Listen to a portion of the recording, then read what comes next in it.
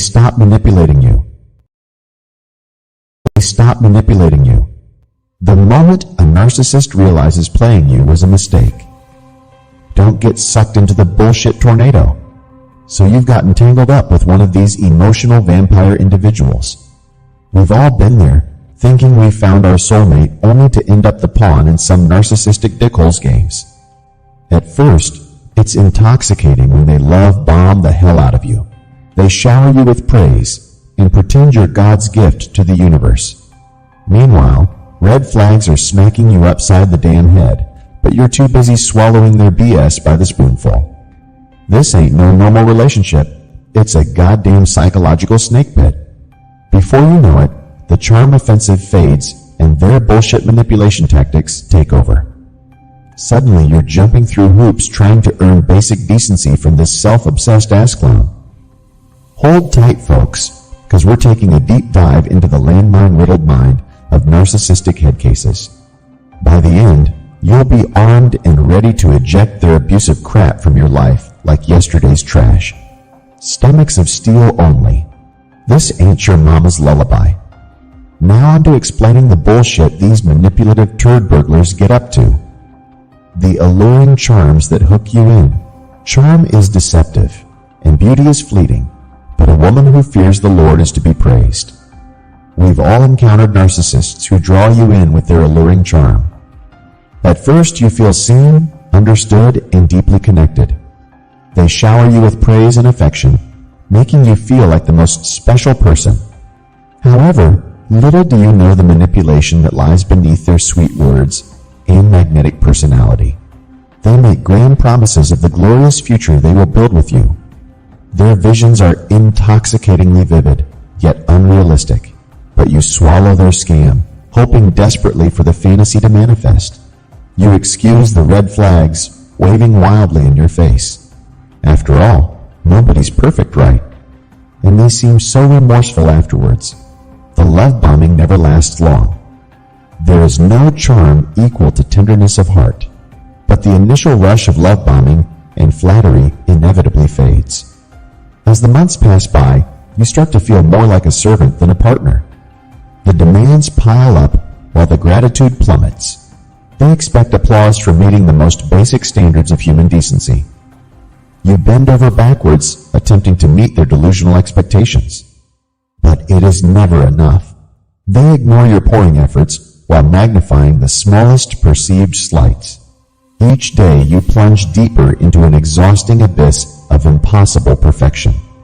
Love bombing is a tactic narcissists frequently rely on when first drawing you into a relationship. They shower you with intense praise, affection, and promises for the future to secure your attention and attachment. However, as we discussed here, those intensely charming behaviors usually fade over time, giving way to criticism and unreasonable demands. To learn more about identifying love bombing red flags, only so you can protect your peace and self-worth, watch my video on me getting love bombed next.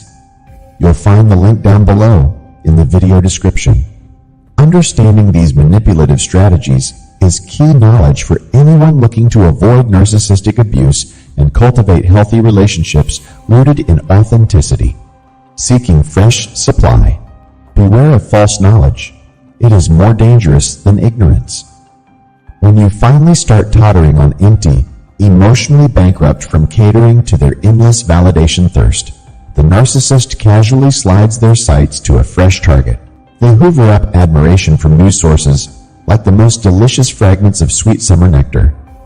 Yet through it all, you remain fixed in their web as the dutiful primary supply who will reliably return. They keep you clinging on standby by intermittently sprinkling you with crumbs of affection. It's just enough to string you along, preventing complete separation. After all, you've proven yourself exceptionally loyal in the past. I know it can be tempting to obsess over what happens with the narcissist's new source of supply after they discard you. You may hope they get exposed or receive their comeuppance for how they mistreated you. However, focusing too much on their new targets usually backfires. The healthiest thing is to direct your energy towards your own healing journey. That said, If you do want to understand the typical dynamics of what unfolds in the narcissist's next relationships, I have another video that explains it all. It's called What Really Happens to New Sources of Narcissistic Supply by Narcissists and Why. You can find the link to it in the video description and pinned comment below. As we discussed here, the narcissist often idolizes and devalues sources of supply and cycles. They struggle to maintain false personas over long periods of time before their toxic behaviors start leaking out. Check out my follow-up video for more details on why most narcissistic relationships follow predictable patterns of idealization and betrayal. Knowing these pathological cycles exist can provide some validation. But don't forget, progress requires focusing inward on rebuilding your self-worth rather than hoping for karma. The narcissist's own emptiness is punishment enough. The awakening. Where there is real knowledge, there is also humility.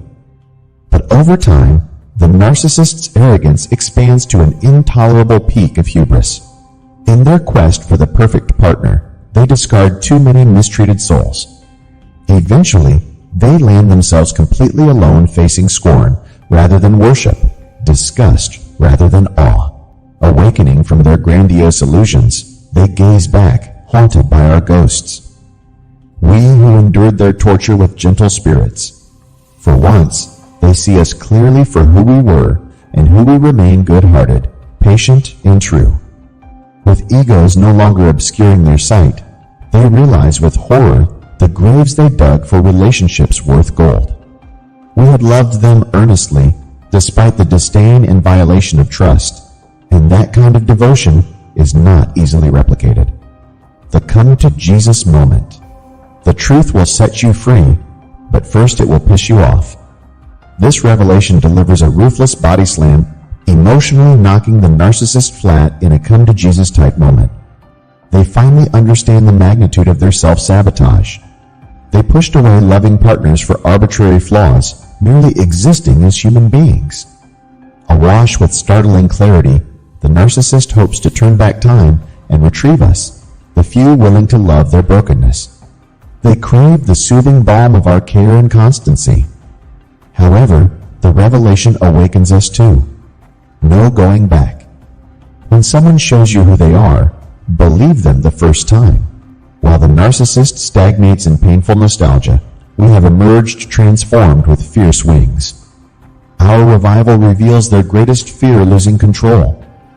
We who once waited ardently now turn deaf ears to all apologies, deaf to crocodile tears.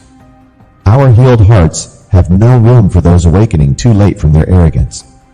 The ones who abandoned us to sadness discover with dismay that the door is now closed.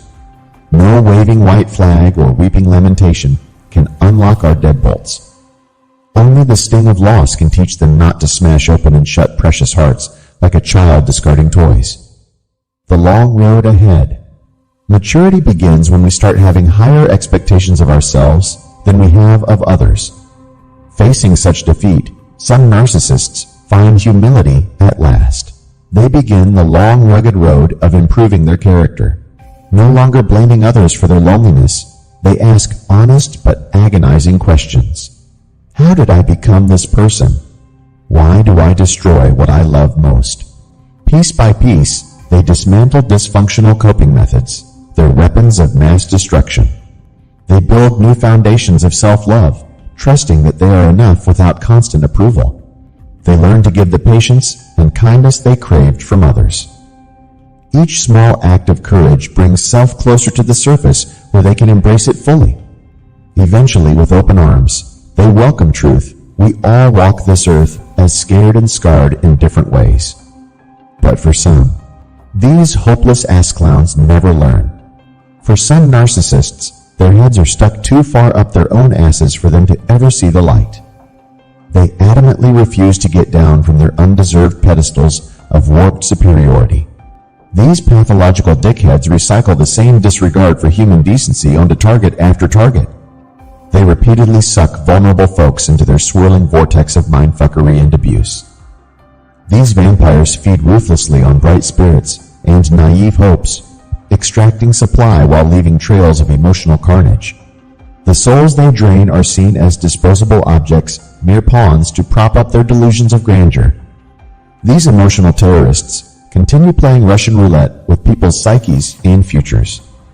They careen hungrily from one destruction high to the next, oblivious to the maimed hearts and wrecked lives they leave in their wake. We cannot cling to the false hope that one day these self-absorbed asshats will suddenly sprout a conscience.